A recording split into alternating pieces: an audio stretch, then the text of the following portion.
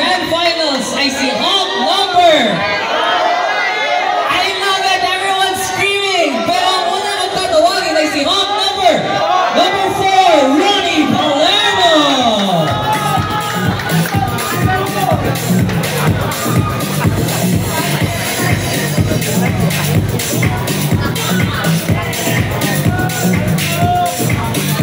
Ayan, si Ronnie na may Facebook, Instagram, Twitter na Ronnie Palermo rin.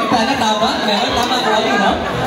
Alright, we follow him at makikita natin siya ulit sa Grand Finals. Kinakabahan na ang 7 honks natin na natitira, kaya hindi ko na matatagalin pa. Ang susunod na honk na sasama kay Ronnie ay si honk number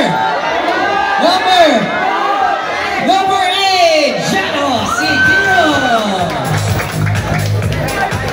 You know, may fancy po yung sa taas. Mabilis din.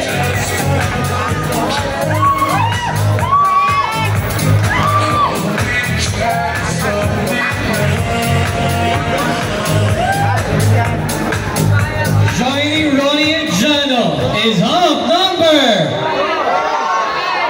Kulu, in-interview ko kanina yung isa sa mga fan niya. Sino kaya to? Honk number 2, Ariel Viana! Abangan natin si Ariel sa Family Feud. Of course, he's part of Matt's Boys.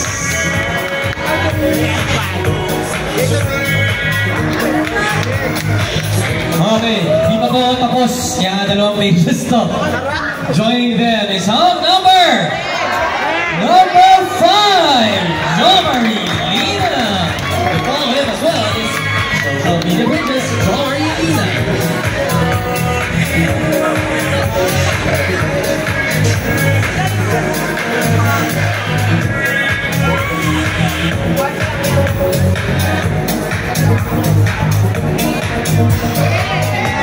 Alright, di pa po ako tapos.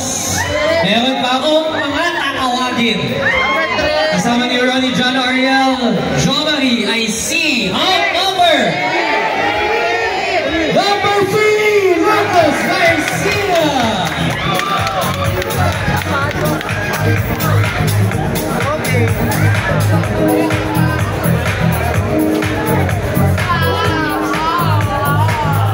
Congratulations guys! Pero may isa pa pong honk na sasama sa inyo sa Grand Finals. At ito na, i-announce ko as early as now, may wildcard tayo.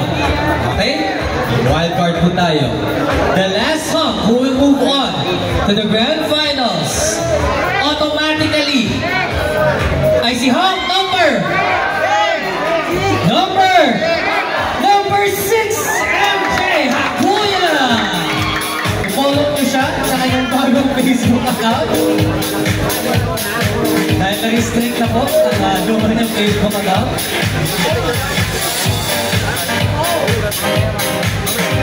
Okay, guys, as I mentioned, may wildcard tayo. At ang papasok sa wildcard ay honk number 7, Matios Dino, and